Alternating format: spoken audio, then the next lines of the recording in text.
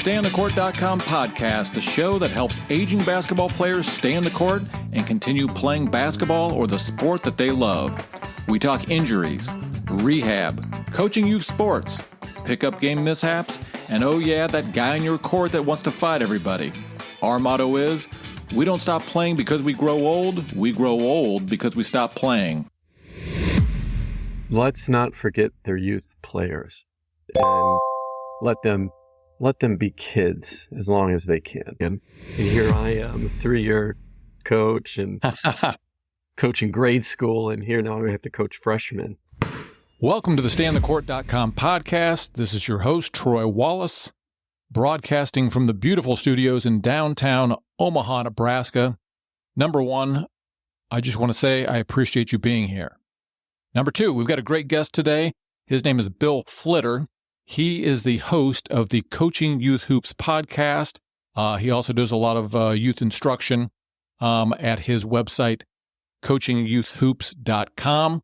He is also the founder of Level Up Basketball, which is a thriving basketball training program in the Bay Area. If you head over to YouTube, you will notice Coach Flitter wearing his St. Mary's College. This is California St. Mary's, yes, the one that produced Matthew Dellavedova. He lives in the area and is a big supporter of St. Mary's, and he had his zip up on during the podcast, so I wanted to combat that on the intro with my Creighton University gear, acquired this spring from the bar Let It Fly here in Omaha, Nebraska. I had hoped to find some sort of interesting stats that Creighton had dominated St. Mary's through the years, but that was unfortunately not the case. They had only played 6 games over the years, and St. Mary's actually held the edge 4-2 in that series. So it was a little bit of a surprise to me.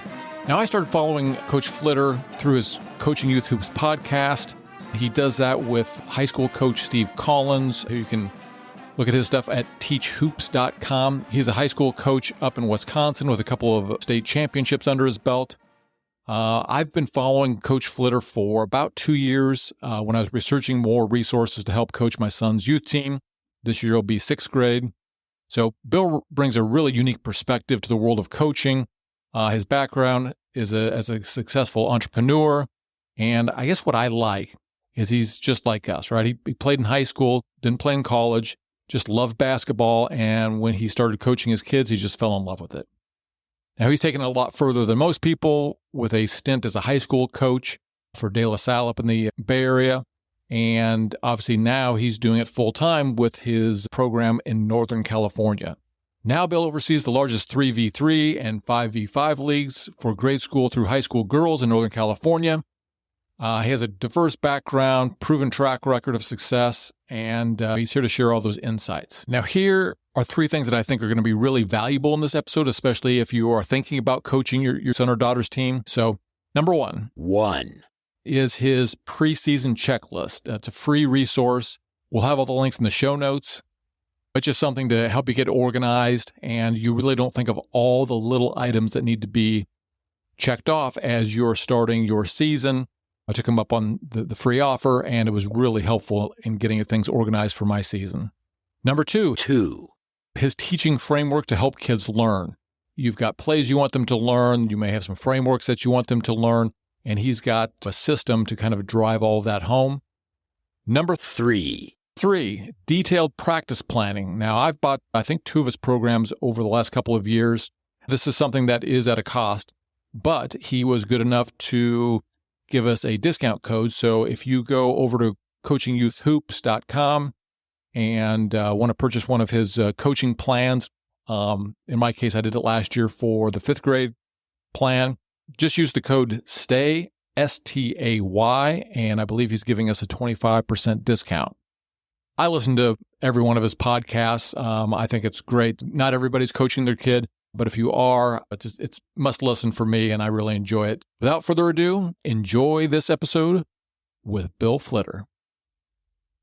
Bill Flitter, welcome to the StayOnTheCourt.com podcast. We certainly appreciate you being here. I will have already done, the introduction so people know a little bit about you. I'm not going to say fanboy, but I've been following your youth coaching stuff for 2 years now. So I've got, the podcast on Coaching Youth Hoops. People say when you listen to podcasts, you feel like you know the person, and hearing your voice and being on the podcast, that's how it feels to me. So I certainly do appreciate it. I wanted to get started just with a kind of high-level overview of, number one, you are one of 5 of the best voices in youth basketball coaching. And what got you into this journey in the first place? Yeah. It started, well, first off, thank you for having me on. I really appreciate that. And, anytime I get to talk hoops with a fellow coach, that's, my passion. That's what I love. So, my journey, gosh, it really started, coaching my son, 3rd grade basketball. Actually, sorry, 2nd grade basketball. 2nd grade basketball. We, joined this little rec league, and I just got the bug from there. I always loved basketball. I played a lot, with friends back in the day when we actually played outside and, enjoyed the weather. And then, I just started coaching, and we had a lot of success early on, which was maybe a bad thing. And, I couldn't stop. And then I had my daughter came along. I started coaching there, and I always talked to the local high school coach. She was one of these icons in our area, and he always did a coach's clinic, and I just befriended him. And I said, and I always met him before the season started. And this, I'm thinking grade school season, and saying, hey, what should we focus on this year? I know we're getting, we're kind of a feeder program into his program. What should we do? And we were having coffee one day, and I said, yeah, it'd be great. My dream is to coach high school. And he says, well, we have an opening. Do you want to start? It was like 2 months later. No. And I said on the spot, I said, yes. We're prepared to offer you all the free coffee you want at any of our stores throughout North America and Europe. Plus, I'll take it. Not knowing anything, not knowing what I was getting myself into, not knowing the schedule, not talking to my wife, which, oops. That's problematic. Yeah, that was problematic. I smoothed that over. And then I've been coaching. This is my 15th year of coaching basketball, maybe going on 16. All right. So let me dig into that real quick. So from the time he made that offer to you and you said yes, I mean, had you been coaching for a couple of years at that point, or had you already put in 5 or 6 years? Or I was coaching 2 or 3 years at that point. But I think what he recognized, he saw me at all his clinics. I would bring my players to his practice so we could watch practice. We would go to the games as a team. I would call him, so he knew that I was like really interested and involved. And he saw that, that I was pretty ambitious. So, I think that's what probably attracted him to bringing me on staff. So was it like an assistant on the varsity squad? Or I know in high school they have freshmen, sophomore, JV, varsity. I started as a freshman head coach. And I still think about that. It's kind of funny because it's not this program. You go into the gym, they have all of their championships up on the wall. And this guy was extremely successful coach, very, well-recognized program across the country, actually, because they've been ranked several times number 1 in the country, and here I am, 3-year coach and coaching grade school, and here now I have to coach freshmen, right? Yes. Now I have to ask this: were you cheap? You don't get paid much coaching, so right. Small little stipend, maybe to take the wife out at the end of the season and buy her some flowers, and beg for forgiveness. So was that in a private institution, public? That was a private school, boys school, all boys. And it was called Daily Got Style. It. So, I know you mentioned on the podcast, and that's a pretty big program, as our it's a big program. Recall. They're well known for football as well. They have they hold the streak of the longest winning record in all of football. It's over 200 games in a row, undefeated. So that's just unfair. Yeah. And they had a movie about them too. So that was, Brad Pitt played the coach, and yeah. De La Salle streak and tradition continue. Our year. So I can imagine. So I coached, I'll call it a ultra recreational league. They gave me 8-year-olds through 12-year-olds on the same team. Mm. The organizer of that league was doing the right thing, just giving kids a place to play. You'd practice for 30 minutes and play the game on Saturday, so that was fine. Yeah. But then I wanted to step up a little bit, so we went to YMCA, and then in our school district they have a feeder program, kind of a formal feeder program, and they normally starts in 5th grade, but somebody decided to go a year younger and do 4th grade. So my son was going to 4th grade, and so I wanted to be involved, but I certainly didn't want to be a head coach. I said, I want to assist and help out a little bit. I don't feel like I'm qualified to be in this program. And they said, well, we need a B team coach. It's yours. I'm like, oh, okay. So we get out there, the first game I'm coaching, right? And so we're now in a little more competitive league. Yeah. And this team throws at me a 1-3-1 trapping half-court zone defense. Not cool, CNBC. And I'm like, all right, like I am not qualified. Grade? Oh my goodness. Yes. I was like, what is this? Yeah. So that was my quick lesson. So going back to you, I mean, what kind of a change was that to all of a sudden going from coaching your kids to being a legit freshman high school head coach? It was deer in the headlights, of course. I bet. I didn't know what I didn't know. So, I was eager to learn, and I knew that head coach was going to be there to support. And I knew because of the program's reputation, we were going to have good players. So it had less to do with training the players. It had more to do with just organizing the first year, right? Until I got to really to understand what was happening and what I just experienced, and learned a lot since then. And I would say a completely different coach from when I started, which is a good thing. I always think about that first team and thinking, oh man, if I could go back and just coach them for one more season, and how we did great. I think we only lost one game that year, but I think back about how much better I could have been with them, knowing what I know now and having the experience that I have now. True, but right? Everybody has to take their lumps. No, absolutely. Yeah. And the fact that you get dealt a good hand, I had a similar situation in soccer. Now, this was YMCA soccer, 2nd grade, 3rd grade, something like that, and there was no coach, so I had to be the coach. Yeah, and I didn't even know how many kids to put on the field. Like I had I had never played soccer, I had no idea. Yeah.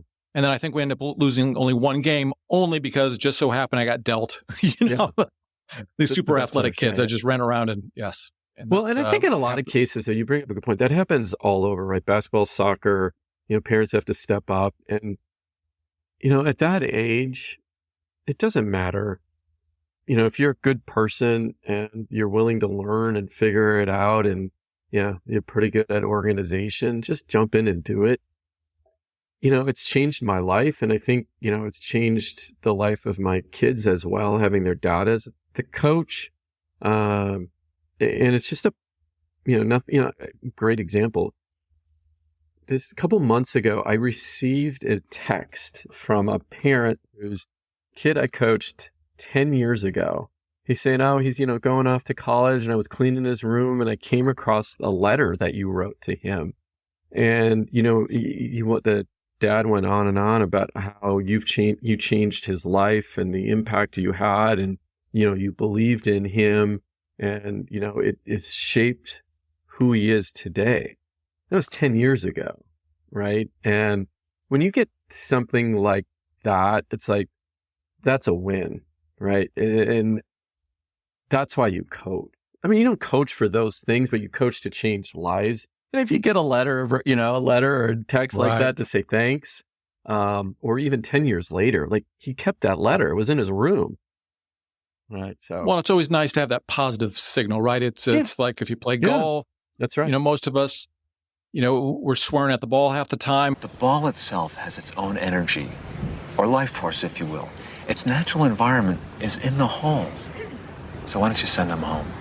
Ball, why didn't you just go home? That's your home! Are you too good for your home? Answer me! But then if you get that right. one good hit, right? That one good hit. Or I still play, pickup basketball, and I always say, if I can just do one athletic thing today, I'll come back. Again. That's right. Keeps for me, you going.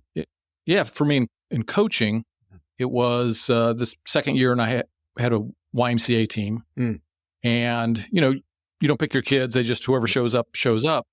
And I was reading, and I don't think I was watching your stuff yet. I was like, I'm going to do an icebreaker, and when we do the icebreaker, I ask everybody who their favorite NBA player or team is, and we're going around, and one of the kids says, I don't know any. And I was like, oh, and I'm like, well, what are you into? Oh, I like reading. I'm like, okay, well, what do you like? Harry Potter. So this is a guy that's not into basketball at all. His parents are just maybe making him be there. Yeah. Now the guy, I've seen the dad. The dad's about 6'7", and this kid has the body that looks like he could probably play basketball if he wants to at some point, but had no real interest. And he was really smart, and he was the first guy to just catch on that if he passes the ball and cuts, he gets open. And he made that first layup in like the third or fourth game. And I was like, that was it. I was hooked. Yeah. I was like, for some kid that doesn't care about it, right. It looks like they're having fun playing, and hopefully he's still playing now. 3 years later, that was the addictive factor for me for sure. Yeah, definitely. So my belief is, Stay on the Court as a podcast is we're talking about pickup basketball accidents, us old guys trying to play, health, what's the best knee brace, all those things. But my belief is that a lot of us, because we love basketball and are still trying to play ourselves, is if we're having kids coming through that age to play, we're stepping up to coach, or have an interest but don't know exactly what to do, where to start. So I thought that this session would be really helpful for all of those folks to, number one, Coaching Youth Hoops as a podcast. I encourage everybody to go follow that on your favorite podcast player. Do you release everything to YouTube as well? Yeah, we have a YouTube channel. The website is coachingyouthhoops.com, where they can check out everything there as well. Right. So I want to kind of go through the anatomy of a season. So maybe it's somebody's first season or second season coaching, and they're not exactly sure what to do. And I will admit, I've absorbed in a couple of your coaching courses. And then last year, I think you released for the first time, which was very helpful, the checklist. I can't remember if you call it the startup checklist or the preseason checklist. Yeah, preseason. Can you talk a little bit about that? Yeah. So if you go to coachingyouthhoops.com/season-checklist, it's a document that I wish I had on my first day of coaching, because it walks you through everything you need to think about during the season. It's more about drawing questions out of you. Like, how do you, what kind of coach do you want to be? What's your philosophy when it comes to an offense? What's your philosophy when it comes to defense? But we break everything down into, preseason, to tryouts, to team management, game strategy, all of those questions that you should at least have an answer to. Postseason, how to handle parents. So it literally has everything. It's really the blueprint. And it took me quite some time to think through it and create it. But I just thought in the market it was missing. And, coaches like you talking about, your first time coaching, and I don't know how, with this blueprint, it's all there. And okay, now I'm going to feel at least a little bit more comfortable knowing what a season looks like from soup to nuts. Yes. And obviously there can be some variation. Are you in a rec league, a more competitive league? Yeah. Some of those things. But I think what the checklist helped me understand is just like sitting down and look and say, oh, I didn't think about that. Right. Exactly. And, right. Yeah. And I don't know, everybody's league is different, but a lot of times I will have 3 practices with my actual team before the first game. And what I believe that that document helped me think about, what are the things that we need to do? And I had some kids that were new to the program, had not really played a lot. And so I had to think, I thought through of like, geez, you really need to walk through an entire game. Like what? Yeah. How do you handle timeouts? How do you need an inbounds play? Do you need to teach them what the tip-off is? Right. How to line up for the tip-off, right? Yeah. Yes. I yesterday actually had practice with my 3rd and 4th grade team, and I'm instilling this idea of the timeout, because one of my biggest pet peeves has to be when I call a timeout and the kids walk over to the bench. So we practice that in practice, but I don't do it. Oh, we're practicing the timeout. When I'll stand at center court, blow the whistle, right? And we'll see who walks over. And I'm like, okay, this is a timeout. Like you got to hustle over. So it's kind of your one warning, right? If it happens again, then, there's a consequence to it. And then everybody is held accountable and they're like, come on, get to the, they're rushing over at that point. So you can weave in certain things into practice that are game like, and that little thing like of a timeout, and then you just relate it to a timeout. So, we just did a timeout just like in a game, right? We always related back to that. So yeah, getting into those little things of, okay, where do you take the ball? Can you cross the line when you take the ball out? Right. Yeah. On sidelines or baseline out of bounds. When, can a player call a timeout? How many fouls do I have? Right. All of those little questions we take for granted that we think the kids should know. One is when you're shooting a free throw and when can you cross even the 3-point line? When can you cross the line, the free throw line itself after you shoot? Right? All those little things. And it's in that checklist that you talked about to inform. Yeah, because it's, again, all kids are different, and maybe there are some programs out there that have little geniuses. Plus cosine equals 1. Sheldon. I don't want to embarrass you, so I'm going to give you a moment to think about what you just said. All 10 players. But for me, I had to very tightly prescribe what happens during a timeout. Mm-hmm. And my process is if you are, and part of this is me getting old and not being able to remember anything, right? I said, I need everybody who is actually in the game to be on the bench. When we call the timeout. If you are not, you need to be standing up behind me. Otherwise, I don't know who's in the game. Yeah. No, I totally get that. Things like that. And even incorporating that took several weeks for them to understand that piece. Definitely. And that's the other thing we have to think about as coaches too is development, and one of cognitive development, where a 3rd grader's brain is different than an 8th grader, and an 8th grader's brain is different than a high schooler, right?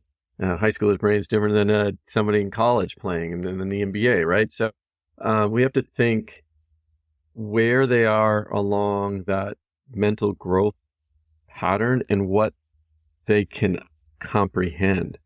And we often skip steps. So we're teaching a 3rd grader something that they should be learning in 6th grade because of spatial recognition, right?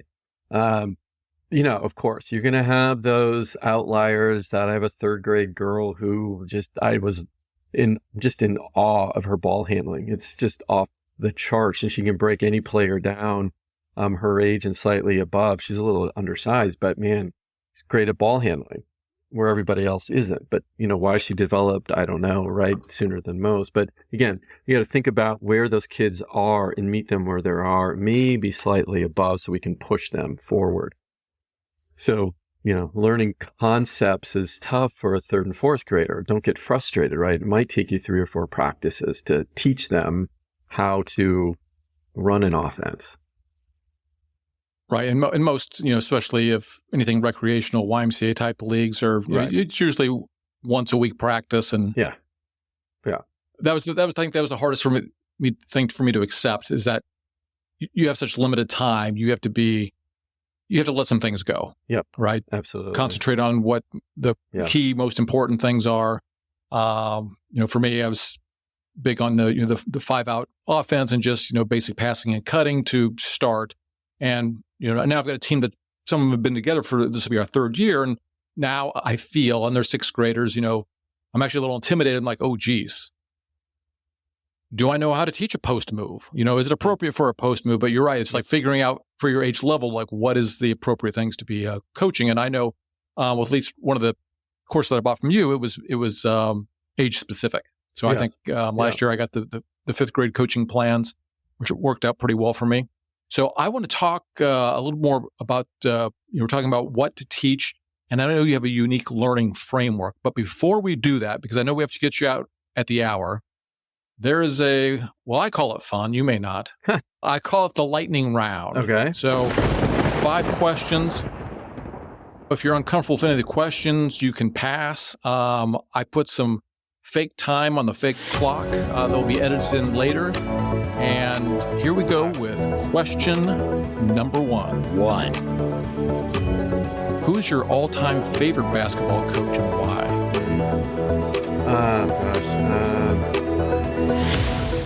This is lightning round. You're going to edit this, so it's like... Well, I always say my questions will be rapid, but your answers do not have to be rapid. Man, I would say probably more recent is just Phil Jackson from an NBA standpoint. Reason is, he had a lot of egos that he had to deal with, and one of the best players of all time. And just to watch his courtside manner and how he approached the game with just calmness and steadiness. You guys, you can switch on this thing. I'm not switching. I'm chasing. I'm not switching nothing. Look, I got my jack. Move the ball ahead of the foul. And yes. Now I'm hoping his public persona is the same, and it seems like it is. But I was just really drawn to that. And now I guess Steve Kerr kind of is disciple of that as well. And, so I just like watching those guys and how they approach the game. Do you, and maybe it's a little bit based on the age of the team. Mm-hmm. So similarly, Greg McDermott is the coach of Creighton University. Yeah. I'm in Omaha. That's where I went to school. So I'm a huge Creighton Blue Jays fan. And he has a very similar demeanor, right? Like he will. Right. Yeah, exactly. He'll yank you out, but he will very calmly put his arm around you, have a little discussion, and then maybe you're right back in or you're back there. And it's very calculated is the wrong word, but he's done it a million times, and that calm approach works for him. Yeah, and at the college level, I know it's rapid fire, but like I just just like all these names are coming to my head, like Jay Wright. I just like the way he was I like the systems, and he recruited to his system, and it worked. Right. And he didn't have to have necessarily always the best players, but if they followed that system. Yeah. Anyway, so that was another name that popped in my head. All right, going to question number 2. You alluded to this a little bit. Yeah. But if you could go back and coach your first youth team again, what would you do differently? I would, again, like as I said, they were very talented. What we didn't have was that team culture. The program did. I didn't translate that well enough to the team, and that's really important that you have that team culture, even if you are a rec team practicing once a week, because it will save you a tremendous amount of time in your teaching, because all you have to do is refer back to that culture and it boom snaps everybody back. Okay, here we go. Right. So they're over here and it brings them back to center. This is what you truly believe in. All right. So we will go into question number 3. What basketball player that is no longer playing do you wish you would have seen play live? Michael Jordan, without a doubt. Down, they'll work their plays. Steal. He kept it in bounds. Here it is again. Oh! Yes! Whose game is it? It's Michael Jordan's game. Oh. Never seen him play live. And who would you say is the best player you have seen play live? Steph Curry. Yep, been in the Bay Area, right? Yeah, exactly. So, yeah. So now we're going to go on a total tangent. Yes. Were you upset at all when they moved from Oakland into San Francisco proper? No. Was the Bay Area, was that controversial when that happened? We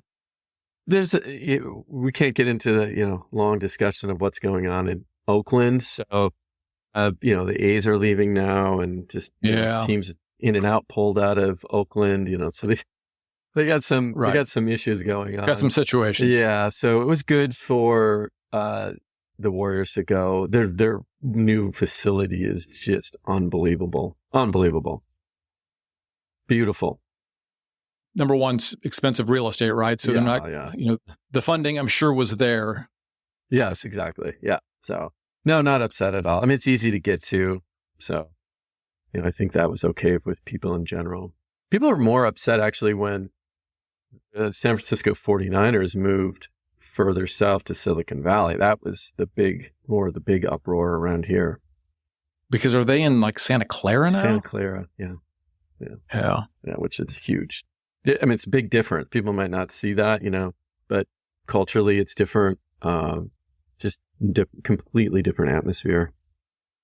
I have not spent a whole lot of time there. I've spent a little time in the South Bay here and there for work, but no, that's what happens, right? Whoever's willing to fund the new stadium or where they think they can make the most money is. I lived in Phoenix for 12 years, and the amount of money they've spent on moving professional teams to places where nobody lives and nobody wants to go to, and now they're moving them back, like it's unbelievable.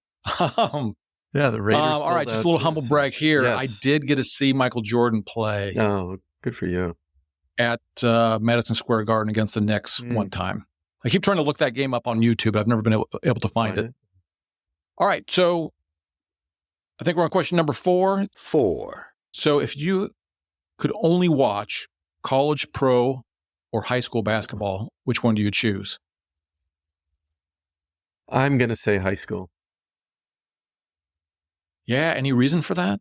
I think that they're still having fun, and it's not a business yet, right? And you see the diversity in the teams and the talent and the small space, the atmosphere, the kids all around watching a high school game. You have your fans, the kids in the stands really know the kids that are playing. They can really get into the game a lot more. So that's, and maybe because I was a high school coach for several years too, I love the energy that surrounds that. That was a tough one. That was a tough one because, that was tough. Yeah. I mean, overall, I'm a college guy. Like if I'm going to follow something, and I'm ridiculous with the Creighton Blue Jays. But I'm to get to a point in Omaha, Creighton is like a professional team. So right, that's true. They're playing in a huge arena. There's the parking and the expensive beer and all of that. And it just gets to the point where you just get worn out. And if it's a Thursday night, do I want to drive the 15 minutes and park and do all that? Or walk down the street to the high school and see, we're fortunate that our high school plays in, the top league in Nebraska and is generally pretty good, or watch that. You're in and out in an hour and 15 minutes. I'm probably going high school too. All right, last question. 5. Could be controversial. Okay. If you could correct one thing in youth basketball by waving a magic wand, what would it be? Let's not forget their youth players. And if we could not turn that into a business of recruiting kids and going on all of these crazy tournaments, and you're in 3rd grade traveling to Nebraska from California, right? Or out east, and let them be kids as long as they can. It's not their job and they're not getting paid for it. And that's what I would change. Yes. And, I'm sure you see it and I see it during the season. Our team plays at a slightly lower level within our leagues. Yeah. We're kind of like mid-tier. Man, you see some just bad behavior. Well, yeah, primarily from the parents. Well, I think.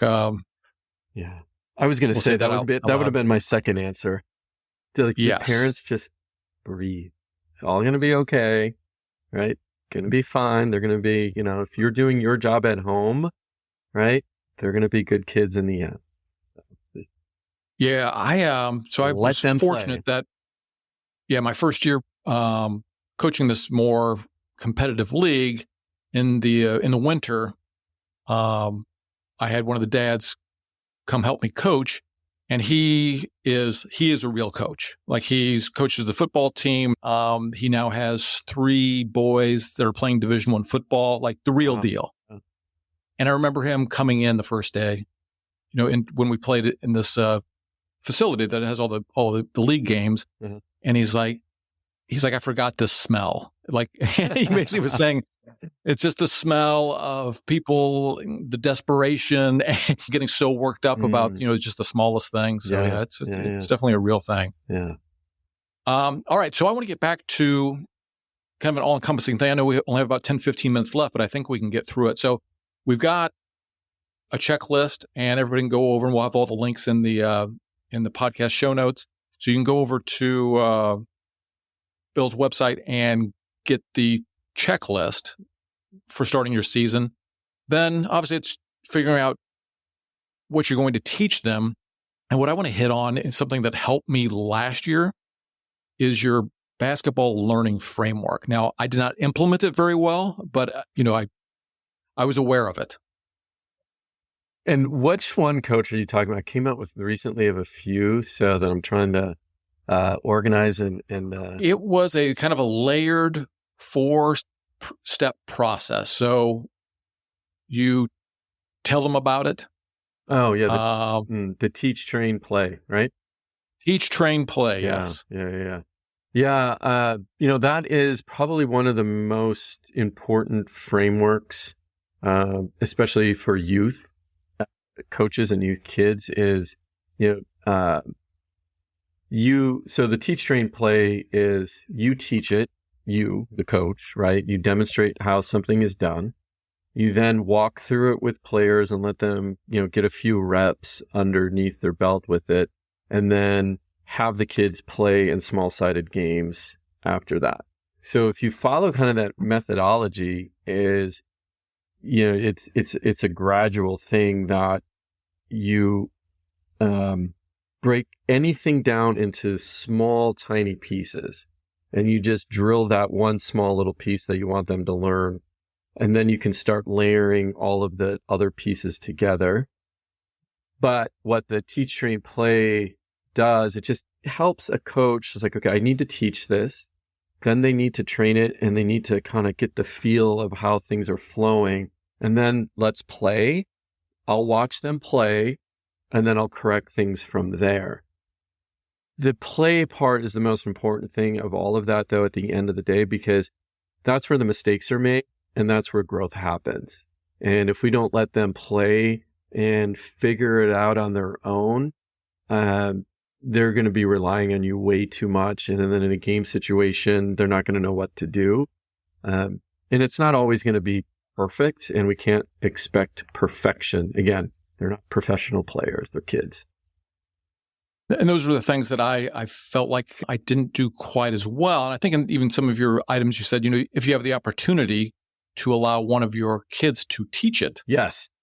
That even strengthens it even further. Absolutely. I do that all the time. And I handpick that person because I know they know it, and I know they can communicate it, and I know that they can communicate it in their language. I have such a relationship now with my team that sometimes, you're talking fast as a coach, you're on the field, or on the court, and you're spitting out a bunch of stuff. And then one of my bright players will say, in a very polite way, it's not disrespectful, she'll say, "Oh, you mean this?" I'm like, "Yeah, you just said it." Yeah, that's right. A couple words where it took me, 2 sentences to say it. And I'm like, I love that because, we have to remember, yes, we're the adults in the room, but at the same time, we're on a team. And I don't know. That's just my way of leadership. It's, it's not top down. I want the players to be involved. And if we get the players involved, then we have buy-in. If we have buy-in, then they're going to be a lot happier and you're going to see better results in the end. Does that make sense? Oh, absolutely. Yeah. Absolutely. And so you're in the Silicon Valley area. Yeah. And based on some things I saw on your profile, have some background in the tech world. And I know from some of your tools that I've used, you've got some chops in that area. Here's what I want. Your next product. Okay. Love it. So I just want something where I can just plug in my sideline out of bounds plays. Yep, baseline and sideline. And I just want a simple little app where I can have the kids go in and it's got the people lined up and they can just, with their finger on the iPad, like just show everybody where everybody goes. Yeah. So they can draw. So I always tell them, I said, we go 1 through 5. We kind of play positionless. So, you can be any place that 1 through 5 typically. And oh boy, it's painful sometimes. We'll get to mid-season and they still don't have So I was, we go through it. Sometimes we'll go through it once practice real quick, but man, I feel like if they had that little, gamify it, right? Where they could just see the setup and then they take the finger and they move the 1 to where it's supposed to be, 2 to where it's supposed to be, 3. I just feel like that would drive it home. Well, and we'll share this in the show notes because I'm blanking on the URL for this particular one, but I have actually, if you go to our website, coachingyoutubes.com, I can pull it up real quick. So I had the same frustration. And so I started diving into the research of how can we get kids to remember plays? And because I'd have the same where we'd go through mid-season and these are 8th graders and they're not getting it. And so I'm like, I blame, that's on me. Okay. Cause I'm the adult coach in the room. So, how do I teach them better? So I created this, checklist of things, again, of how do we get players to remember plays. And it's a PDF you can download. It's 6 chapters of material, but it does go through a lot of what I've always taught, which is, they listen to learn. I'll just read the chapters. Chapter 1 is about listening to learn, reading to reinforce. So they're reading on paper. Okay. They're seeing the play. Then now they're seeing the play and then doing the play. And then, you show visuals of the diagrams. You have a dialogue and then players teach one another. What I started doing in practice is getting out my whiteboard after this is what we're going to do. This is how we do it. And I just show them this person goes here and this person goes here. We go do it. And then I have them teach it to each other. Okay, now you teach it. Or I'll pick someone. Hey, you teach it now. Right. And that process, and this is not a 5-minute process. This is pretty quick, right? Because again, we're breaking those drills down into their minutia, right? And that seems to help. And I started that with my 3rd graders, by the way. So there's actually a picture on this website that I'll share with me sitting around in a huddle. My 3rd graders are sitting in front of me and I'm drawing stuff out. What I've seen change was, I have the blitz attack offense. They learned it in one practice after I went through that exercise. The base level. Right. And you know what? That's the one I downloaded last year. Oh, yeah. Okay. Yeah. So I think that was the one. And that's the one where I failed miserably at the kind of like the reading piece, like giving them like something to read, which gave me the idea of the app. We don't really have a lot of set plays except for our out of bounds plays. And so that's the piece where I was like, geez, if there was just an app to reinforce that kind of reading piece of going through it. My whole thing is basketball is to keep kids off screens. So I really don't want to introduce, but I was like, that one would be worthwhile, I think. Yeah. I think the parents could get on board with something like that. Mm-hmm. So now we've got the start of season checklist. Yeah. We've got the document for the learning principles, and we will link all these free resources in the show notes. And then the big elephant, practice planning. Mm-hmm. And I know that's the one. We have an hour left. Probably, is that, No, we don't. I mean, you don't, but right. So, but I think that's the one that probably keeps the most parents out. Yes. Of coaching is because they're scared of what that is. Yeah. No, you're absolutely right, and it's if practice planning can be tough. It can be daunting if you've never done it before. It's taken me years to kind of figure out a flow. Like, you have your 4th grade, 5th grade team, and what's the progression over a season? What should they be learning? If you're first time coach, you don't know, oh, should I be teaching, like you said, post moves? Should I not be teaching those? When do I introduce that? So there's all of these questions swimming in people's heads on what to do. And then you have to look at your unique team. What are they? What are they made of? Do I have more guards? Do I have more bigs? Are they slow? Are they fast? Is it first time playing? Right. So there's all of these things and you're just like, okay, I'm just not going to do it. Right. Because it's just too much, so that's why we created the practice plans for coaches. So literally just have to print and follow along. This is every single one that they get is everything that I've done and I know that works in the progression that it works. Then you brought something, I don't know if we said this earlier, but I think what's important in teaching drills. So we've broken if you think about a game, you're either in one of these stages, you're in offense, defense, transition to offense, or transition to defense. And that's how I break the practice plans down into those quadrants. And then each of those have a few set drills. Like if you come to my practice now and at the end of the year, you will see very similar drills. But the difference is the constraints. So we start off in the same way every time we have, and again, I coach girls and this seems to work with girls. We have a quick conversation. We do a huddle. We get into just stationary ball handling because then they talk and they get warmed up. And then we hit it hard from there.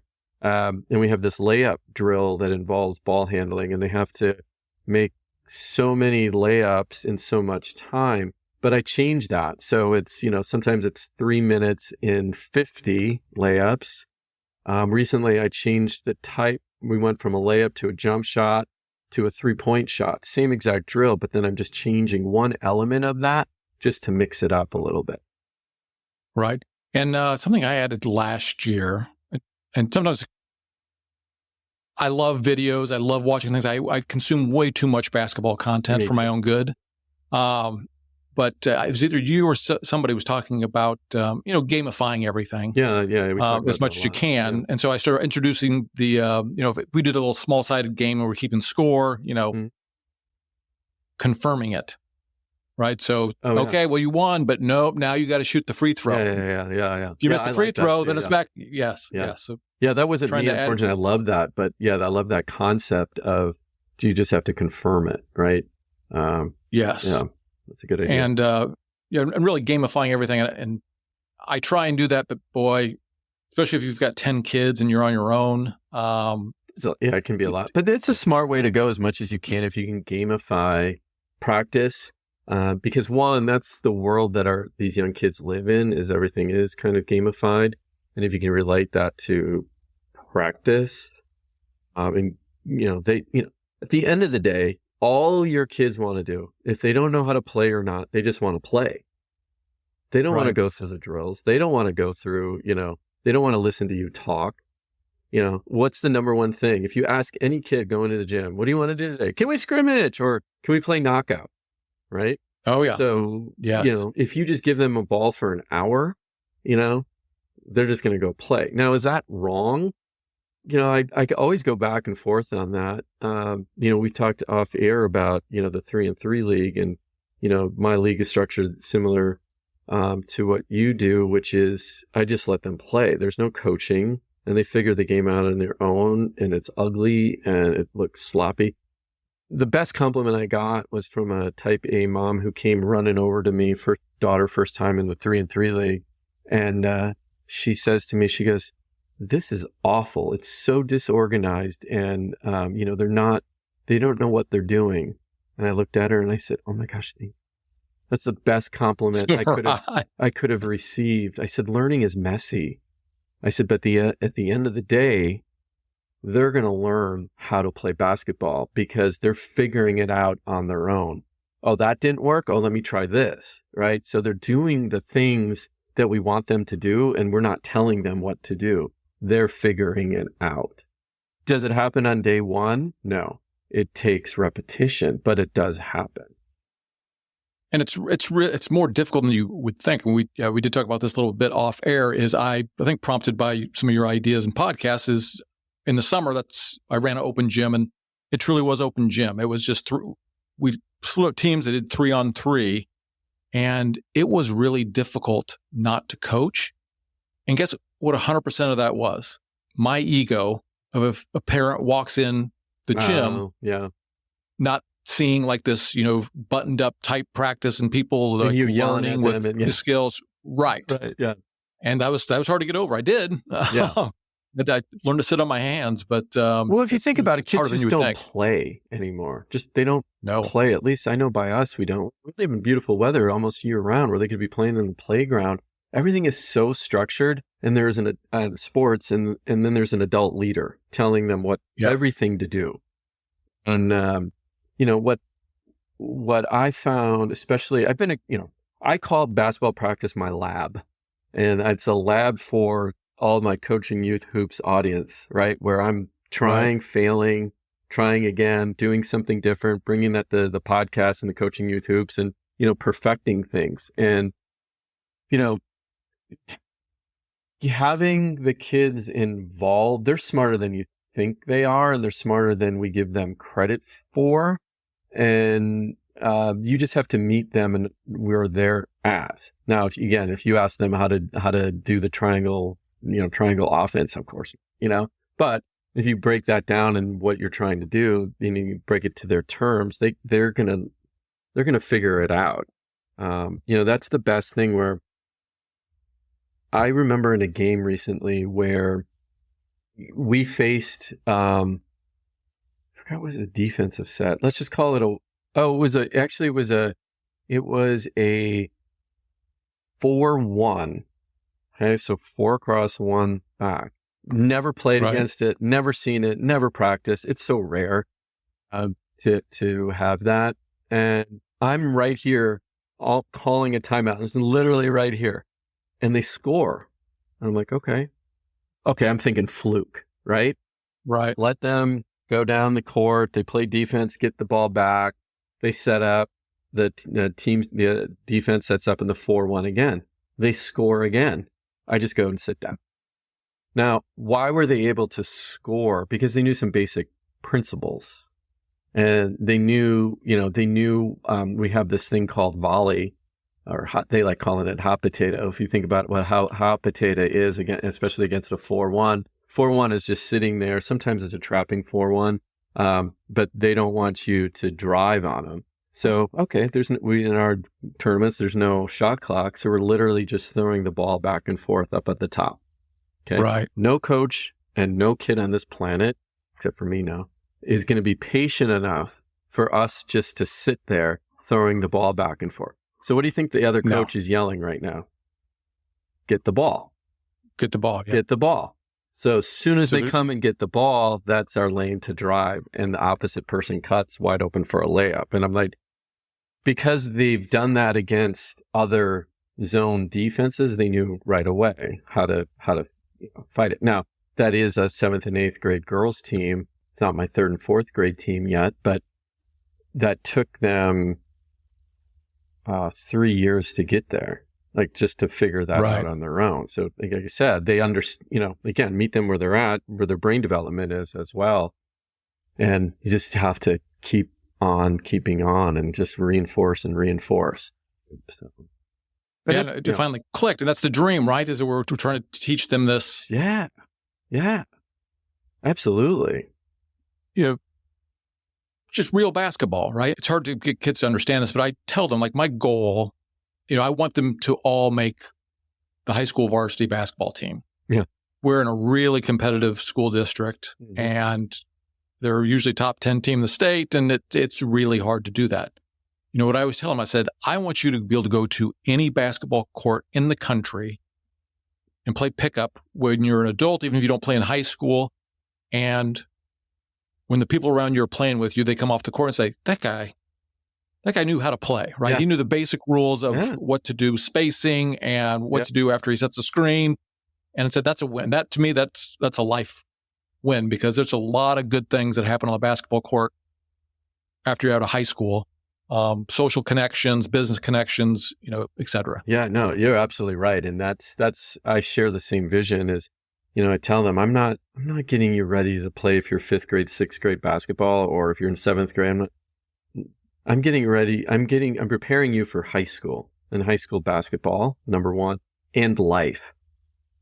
Right. So we weave in a lot of life lessons as well. And I always correlate basketball and life. And, our theme this year, great example, is one more and one more shot. So if I have a drill they pick this up so quickly. So let's say I go back to this drill, 3 minutes, and we have to do 30 layups in 3 minutes. It's actually higher than that, but we'll just say 30 in 3. And then everybody yells out, one more. So they hit the 30, and then they go like, hey, one more. And then they hit the 31. And the whole idea behind that is just a little bit extra, just a little bit over the top, right? And we really are a little bit more, because if you add that up over time, right, that little more becomes a lot, and it becomes a life habit, right? And then I said to them, okay, one more minute of dribbling, one more chore at the house you can do to help your parents, right? Oh, I like that. One more page of reading tonight before you go to bed for your homework, right? One more math problem before you close the book.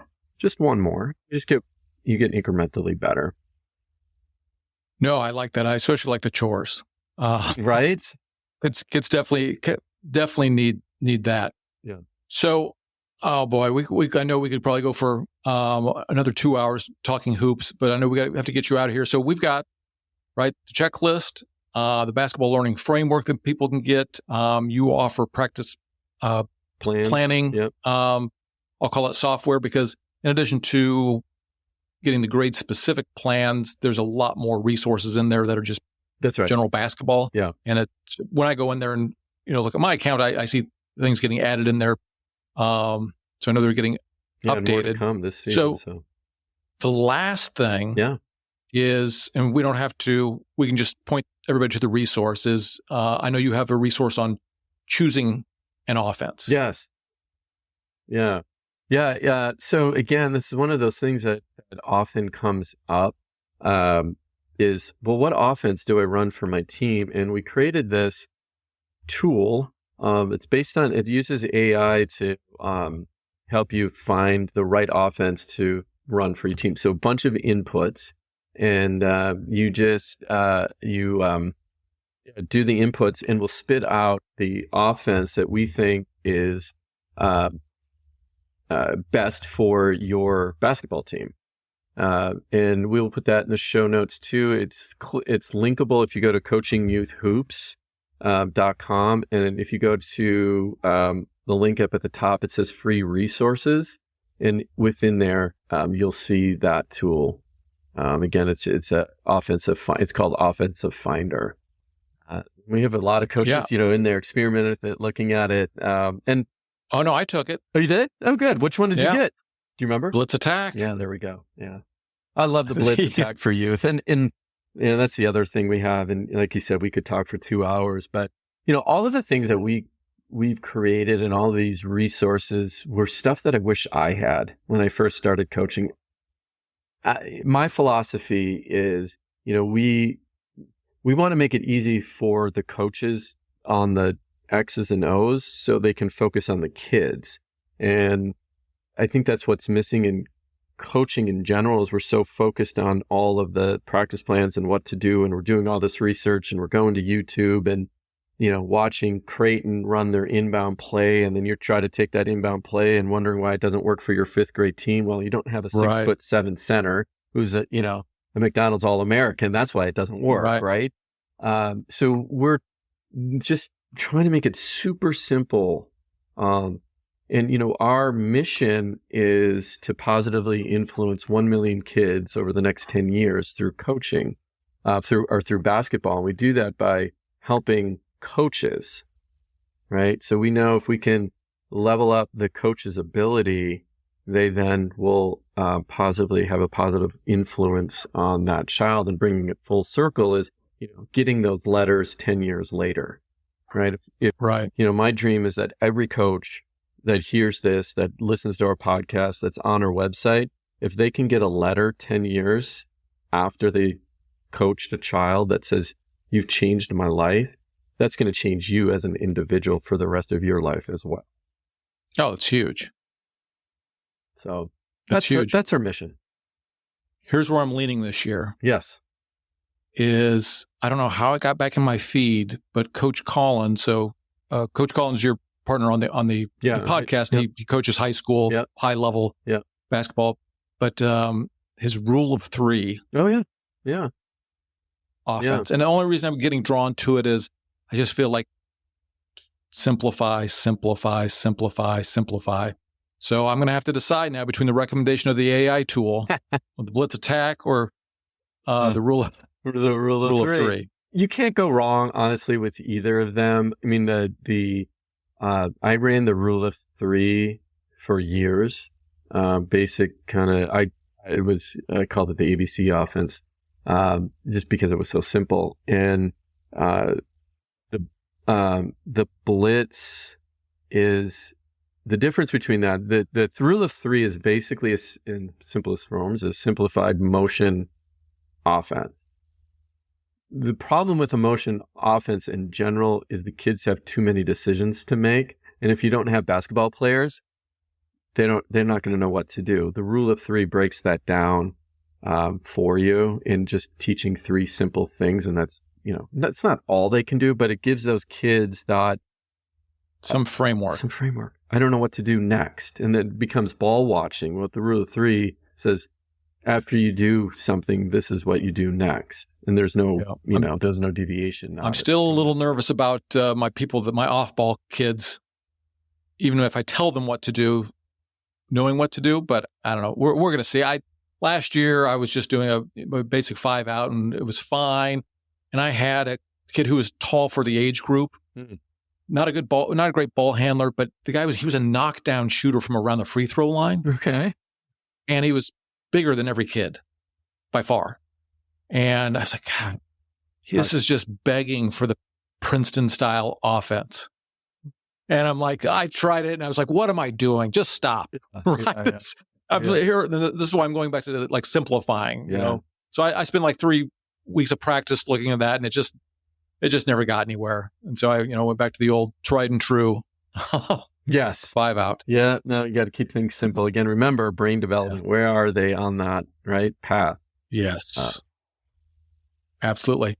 Well, Bill, hey, I appreciate this. I know we have to get you out of here. So I think we've covered everything that, really, right, with all the resources we're going to have in the show notes. Again, start a season checklist, learning framework to kind of help your kids learn the pieces that they need to learn and help that sink in. The practice planning, if people need help on choosing an offense based on the work. And that AI tool to choose an offense was really detailed. I can't remember. It was at least, was it 10 to 15 questions? It was pretty detailed. It's pretty detailed. Yeah. Again, trying to make your life easier as a coach. That's all we want to do, right? And so pick the right I certainly appreciate you doing this. Like I said, I followed your stuff for 2 years now, and I've got some of your practice planning resources, and loved it all. I'm an avid listener. You said me and your mom, right, are the avid listeners to the podcast. Shout out to my mom. But I listen to every episode, so I love it. It's a great follow. Where are the best places to reach out to you if people want to get your resources, connect with you? Yeah, go to coachingyouthhoops.com. My phone number is on there. I think even an email address that will get to me. I'm on LinkedIn, Twitter, all under Bill Flitter or B Flitter on the socials. So Feel free to reach out with questions. We also have a Facebook group, Coaching Youth Hoops Facebook group, pretty active group. Lots of resources in there as well, and coaches helping one another, which I absolutely love. Right. And I mean, I think maybe a year ago, I started emailing, honestly, not thinking I would get a response, not knowing what, if Coach Bill was just a voice on the internet. And you got back to me. And I think that's what led to me inviting you on the podcast, is just anytime I had a question, you were gracious enough to take the time to answer. So I certainly appreciate that. Yeah. Well, thank you for having me on. I really appreciate it. And, keep on doing what you're doing too, being that influence in the community. We need more people like you. Well, I hope. Like I said, I've bumped up to playing pickup basketball twice a week, and I'm trying to figure out if my body will. Are you still playing? I'm not as much. I play a lot with the kids, though. Yeah. Not as much as I honestly I would like to. Pretty active in other things, but at some point, I started playing on a new court where there's some younger people, and it's still, everybody's probably in their 30s, maybe early 40s. Yeah. But it's different. Like, it's playing with them versus the regular court I play on is really recreational. Mm-hmm. And it's definitely different when you go and play with some of those young bucks for a while. Yeah. But it's good. All right, sir. Well, we'll get you out of here. Hey, again, we really appreciate you being on the show. And for the StayOnTheCourt.com community, we'll talk to you all later. Here we go.